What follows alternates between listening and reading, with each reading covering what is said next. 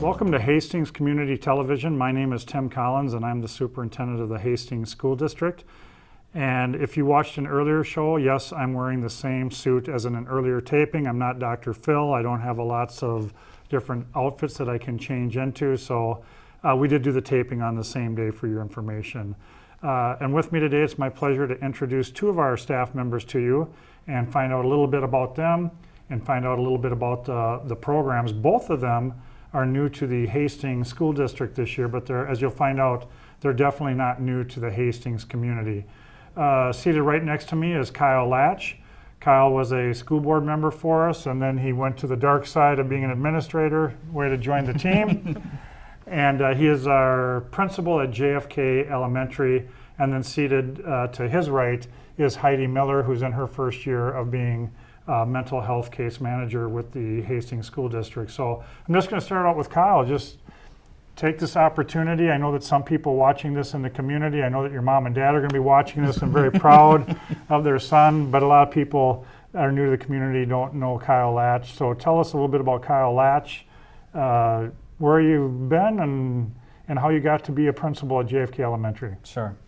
I grew up in Hastings, and then when I graduated from college, I became a teacher and I worked in South Washington County Schools for 9 years as an elementary teacher, and then the last 2 of my 11 years in South Washington County, I was a teacher on special assignment. So part of my job was an intern my last year there, working with principal at Great Cloud Elementary School, and then working with 3 school sites in a different capacity outside of the classroom, but working directly with teachers and supporting them with various initiatives and progress that they're working towards with their students. And like you indicated, about 4 years ago, I was elected to the school board in town, so that was a great experience for me to get to know what Hastings was working on as a school district for the last 3.5 years.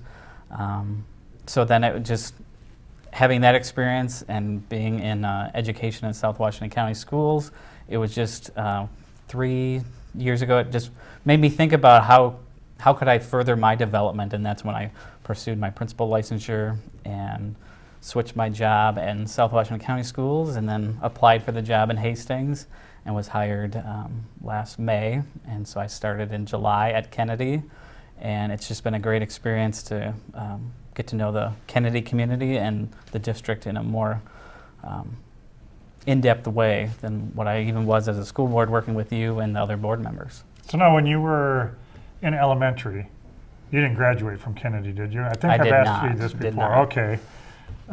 So there's no horror stories there that we can find out. So where did You'd have to go to Pinecrest to find those. You'd have to go to Pinecrest. And as you were coming up through the school system, what were some of the things that you were involved with? In the school system, when I was in Hastings, Yeah. when I was in elementary school, middle school, basketball, baseball, some of those things. In high school, I was involved in some of the technology, took part in a lot of the technology classes that helped me when I went to college, and technology kept more and more down the path of infusing that into the education, so I was involved in that a lot too. Okay. And then I'm gonna come back to you. You're not off the hook yet, but also new, as I mentioned, is Heidi Miller. Heidi, just share a little bit about where you're from, where you've been, and how you ended up in Hastings, and we're so fortunate to have you in our school district. Yeah, I come from Hastings too. I grew up and went to school here and graduated from high school. I went to Gustavus for my undergrad, and I got my master's in counseling at Marquette University in Milwaukee. And for a while after that, I worked up at St. Joseph's Home for Children in the day treatment program as one of their therapists. And I decided to apply for and go for this position that is through Canvas Health, because it was in my hometown back in Hastings here, and it was a new position that was just created at the elementary level. And I'm excited to get into the elementary school. I like that age group, and establishing a good loophole to pick up all the kids that possibly have slipped through and not gotten the services that they needed at the young age. What are some of your interests or hobbies outside of your working? What are some things that Heidi likes to do in her fun time, if there is fun time? Yeah. Well, I have a family, so I have 2 young girls, so they keep me very busy. I also enjoy music. I went through all the choir programs here when I was in high school, and I still continue to sing now. And I just like to be outside, outdoor activities. Coming back to you, Kyle, what are some of your outside interests? And you didn't mention I thought you'd maybe mention New the arrival. the latest arrival in your family, which I'm guessing though is probably your hobby and your interest as well. Yeah, that's true. I have a 5-month-old daughter at home, so that's been taking up a lot of my wife's time and my time, enjoying seeing her grow and develop the last few months. Before that, I like to be on my bike a lot and fish, go fishing a lot. My parents have a cabin in Wisconsin, so I like to go up there as much as we can during the summertime. But a lot lately with Eloise at home and enjoying the time we have with her. You know, when we were on a show with Joe Haas, we talked about what life was like when he was in school in Hastings and as he went through middle school. And I know it's maybe tough for you to think back to your elementary years, so I'm not even going to go back that far. But as you look at elementary schools and elementary students, what are some differences from even when you first started teaching? So, I mean, you're still relatively new to the game, but you've been at this for 12, 13 years now. Mm-hmm. How has it changed over those 13 years, or maybe it hasn't changed that much? So just share your viewpoint of, so somebody who is 60 years old or 70 years old and is watching this, how has an elementary school changed much in the last 13 years for you?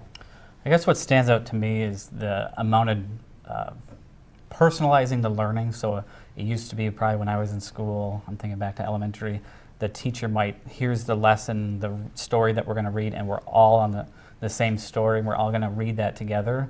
Where now they might do that in a whole group for part of the reading, but then they'll break out into smaller groups, like 5 or 6 kids to a group, and then they can personalize that instruction based on what we need in the small group. And then another group might need higher, more in-depth skills, and another group might need a little bit more help and support to guide them with their learning. So it's more personalized, maybe not on an individual basis, but in smaller groups, and try to get down to the individual level as much as we can. And I think I'm going to use that to transition to Heidi talking about getting down to the individual and getting them the help that they can. Probably about 2 or 3 years ago, we were very fortunate to hear about Canvas Health and the opportunity that they could provide us at a very low cost. You were a board member then, and you know that we watch finances very closely. But Canvas Health, we reached out to them, and they said that they could help us with a mental health case provider. And as you heard me talk about earlier, Vision 2025 had 3 components that we focused in on as a school district, one being academics, one being technology, and one being wellness. Wellness not only for our students, but for our staff and their families. And we've seen a continued increase for a need in the mental health area, for lack of a better word. And so for 2 years, we had great opportunity to have mental health caseworker at our middle school, and it was fabulous. Rave reviews of what it could help our students with and their families, which then meant these students and other students could be more successful in school. And so it's a very specialized position, very hard to recruit and retain. And part of it also is that a person in your field, in your area, can make more money elsewhere than coming into a school and working in a school.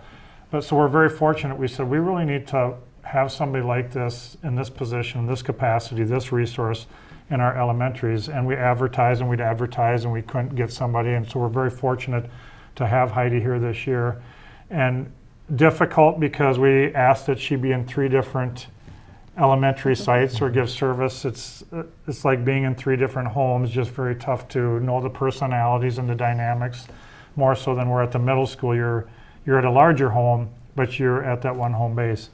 Just give us a flavor for a little bit of what you do, because I know that anybody my age or older never had a mental health caseworker in their school, and so they have no concept of what this is, and I have limited knowledge of what your role is or what you try to do. So just share a little bit about what you try to do, and then just tell us a little bit about what a day is like for you. Okay.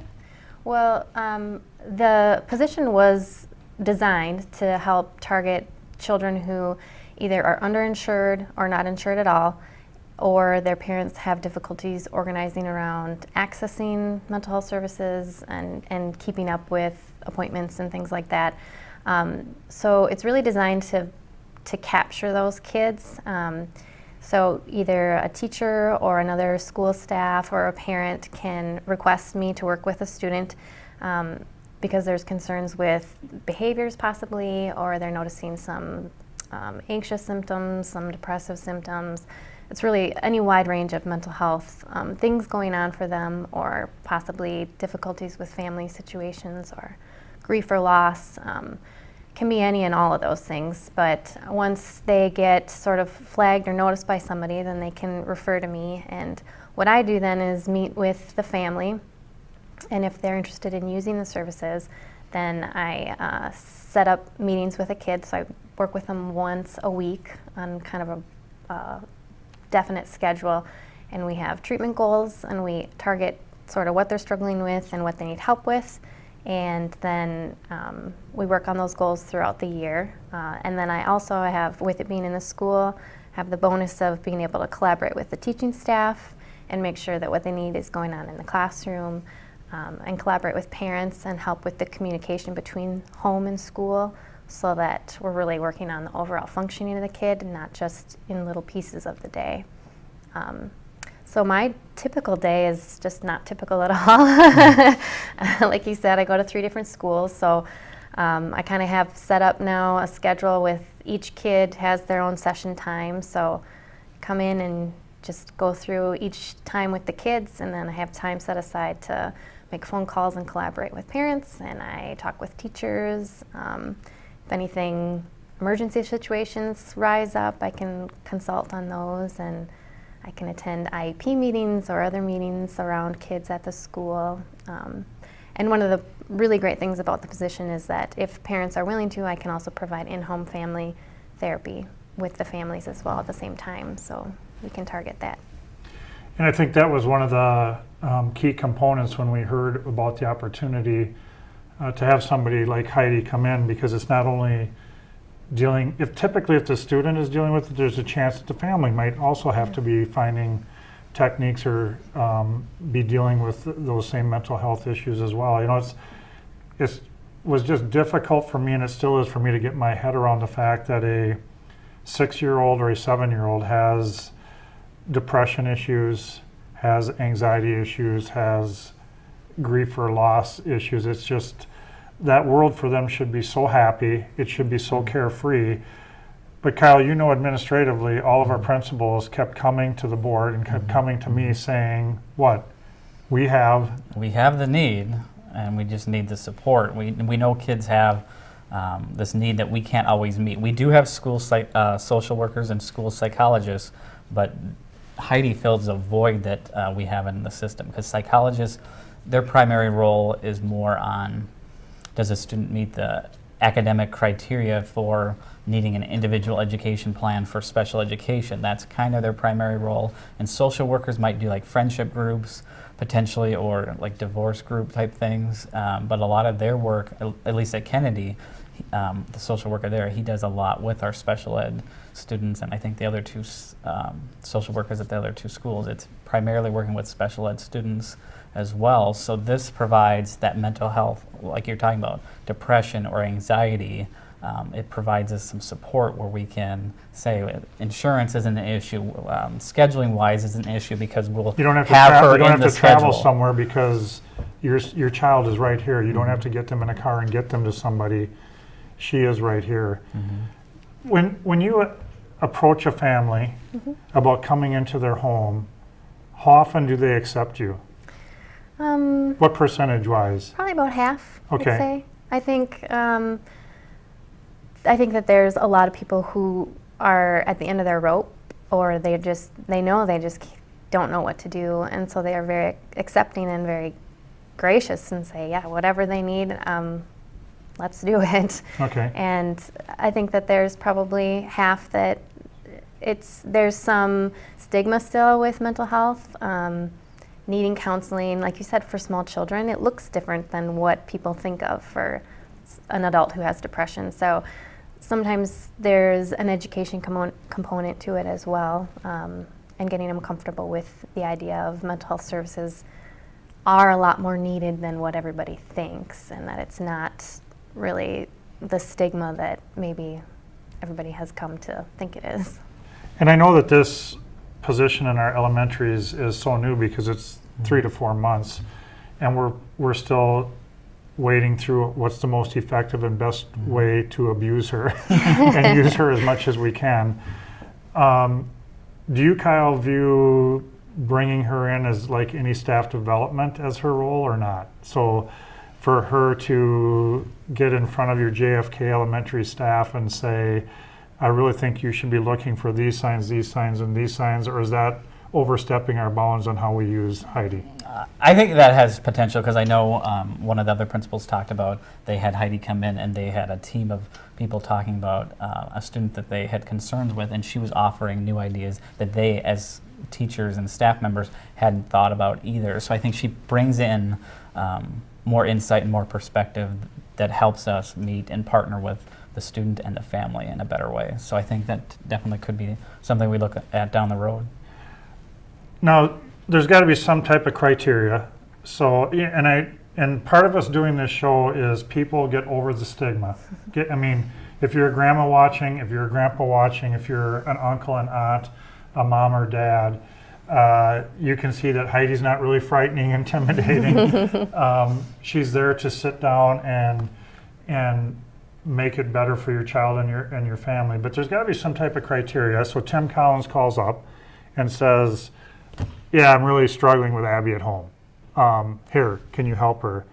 You're not automatically going to accept just because I called, right? Mm-hmm. Right. So talk us about that process. So let's say that I've watched this show and I call up Kyle or Matt Esterby or Paul Baker because I know that Heidi's rotating, and I just say, yeah, I'm noticing this at home. I really want Heidi to work with my child. You say to me, walk me through that. What do you say to me? If it's a parent calling directly to direct, me, I'm calling you directly. I'm a parent. I probably would connect with the teacher to see what do they have, what are their observations and thoughts on how the student is doing, and then I would probably bring Heidi in as well and just have conversations with them and connect Heidi with the parent or the parents to see what the concerns would be, and then she has a referral process that she kind of goes through. And even if we have, Heidi talked about it earlier, if we have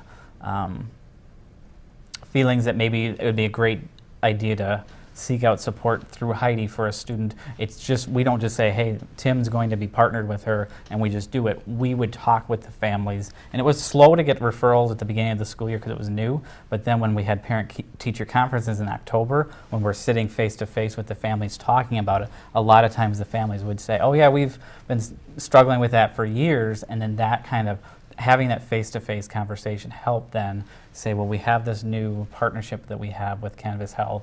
Heidi Miller could help provide some more support for you and for us to better meet your child's needs. And then kind of Heidi would take it over after we would give them the contact. She would call them, like she said, and see what is the need, and then in the future, because we now do have kind of a full slate for Heidi, that now would be kind of determining, is it better for Kyle to meet with her or for Tim, because now we're going to fill up her schedule. So now it'll be something that we haven't worked out totally yet. But I'm glad you said that, because I didn't want to, on TV, ask, oh, by the way, has she got a full load or not? We knew that. I figured right now maybe Heidi didn't have a full load yet, because as with anything, until you get the word out about it, until people hear from other parents, wow, my child worked with Heidi and I can't believe the turnaround, and it's so much better at home and so much better in school. Until that word spreads, I understand there's that little stigma that comes with it, that I'm going to somebody else for help. I should have been able to do this myself as a parent. Why can't I figure this out? So we are close to full already. Yeah, so hopefully Kennedy staff isn't watching, because Heidi emailed me and says, to say we're kind of full, do you want me to let them know, or do you want to let them know? And I just told her, why don't we just let them keep coming with the referrals, and then we can decide in the future who should be in and who should maybe be serviced in a different capacity. So. But without a doubt, is part of the show for whether, or part of my communication piece, whether it's this year or next year down the road, for anybody who's watching. And again, sometimes parents are the last to admit that there's an issue because they see their child in a different light. And we've known that as administrators. Hey, I love all three of my girls and nobody's better than them. And I don't sometimes see their weaknesses. But sometimes grandma and grandpa maybe do, or aunt and uncle, and they see that there's a struggle. Or maybe a friend, a very close friend, sees that there's a struggle and see that, hey, something's not right here. And I can say this to you because you've had your first child. Sometimes until you have child number 2 or number 3, you don't know what's appropriate or inappropriate, or, oh, wow, my child might be depressed because now I see they're acting differently than my other child might be. So definitely part of the communication is to let people know that the service is available, and connecting with Heidi or connecting with Kyle is definitely something that we encourage. So we've got 3 elementary sites, and I know that we all like to play in the sand nicely. So have we allotted only so much, 8 slots for JFK, 8 slots for Pinecrest, 8 slots for McAuliffe, or have we left it up to Heidi that if the highest needs are all at, if there's 13 at McAuliffe, that those are the highest needs, then you go there? I mean, have we done it on, how have we done it? Or haven't we done it yet? I think the beauty of Hastings is that we only have 3 elementary schools, so we can do it based on need. We talked about that early on, that one of the schools had quite a bit more referrals, so we were, okay, well, maybe she's going to be there 3 or 4 days a week. And then it turned out to be once conferences came through and we got more of the referrals, it kind of evened out on its own, but it would be based on what we've talked about. If one school does have more needs, then let's provide the services to that school and that staff and those students more. And I think that we really need to rely on Heidi for that determination. Sorry to tell you that, but to me, she's the expert in that area, and as she sees the list of students and talks to the parents, students, teachers, she can probably quickly assess who the more needy students and families are. And so she knows that it might be more kids at JFK one year, it might be more students at Pinecrest or McAuliffe another year. So it's almost like we have to rely on that expertise. And you know, you talked about, and I don't want to get into specifics, but so you talked about a student that might have anxiety, whether that be school anxiety or it might be anxiety that never shows up in school, but it might show up somewhere in the community. Depression, behaviors that are not characteristic of behaviors of a child of that age, family issues, and grief and loss. Of those dynamics that you deal with, what is there a number one that you most often deal with a student, or is it just a broad spectrum? Oh, it's a broad spectrum. I think it kind of goes year to year, difference too. You know, there are quite a few kids that I'm seeing right now that have sort of grief and loss, but it's going to go up and down. I might not have any next year. It just depends on their little lives and what's going on. I think it's pretty safe to say all of those are present, though. I have at least one kid in all of those areas. I think they're all concerns. Okay. Kyle, and for you, I'm a teacher in your building. I'm a 3rd grade teacher. And I know that we have a social worker, and we have school psych, and now we have Heidi. How do I know how do I determine which one I go to first? Because in the past, we've brought all of our issues and concerns to social worker and school psych. How do I know that, yeah, this is an issue with this student, I should just go right to Heidi with this? Because all of them have worked in the mental health area. Or are we still figuring that out? A little bit, but our social workers in each site is kind of our key contact, working directly with Heidi to kind of funnel that, so we could, if they're wondering, they could talk that out with the school social worker in their building, and then if they think that's the best route, then we kind of send them to Heidi and kind of go through that referral process to see if that would be the best fit for her to provide support. Okay. And so as far as communication from the public, what would be our number one choice? Do we want them connecting with Heidi directly, or do we want them connecting with principal or just doesn't really, because we're on the air, somebody might now see Heidi at Cub Foods or wherever and might say, oh, I saw you on TV, I want to talk. I mean, what is the professional way to do it or the right way to go about it? I think always connecting with the classroom teacher is a really good way, just because then they have the awareness that the parents want to maybe talk about it as well, but they can feel free to call Heidi as well, because then she would probably connect with us to see what our thoughts are too. Well, thank you, Heidi. Thank you, Thank Kyle. I just wanted, again, to do a brief recap of who is Kyle Latch? How did he end up here in Hastings? Who is Heidi Miller? What is this new program that we're hearing about? And again, through Vision 2025, one of our 3 focuses was wellness, and definitely this was to educate more about what we're doing, wellness in our schools and in our community. And again, it's a good thing, it's a bad thing. It's a bad thing that we have to have the mental health position, but it's a very good thing. It's a great thing that we do have it, because it's another resource and support that we can bring to our families, to our students themselves, and to our staff as well. So as always, thank you so much, Hastings Community Television, for allowing us to come on your show and get the word out about what's going on in our schools.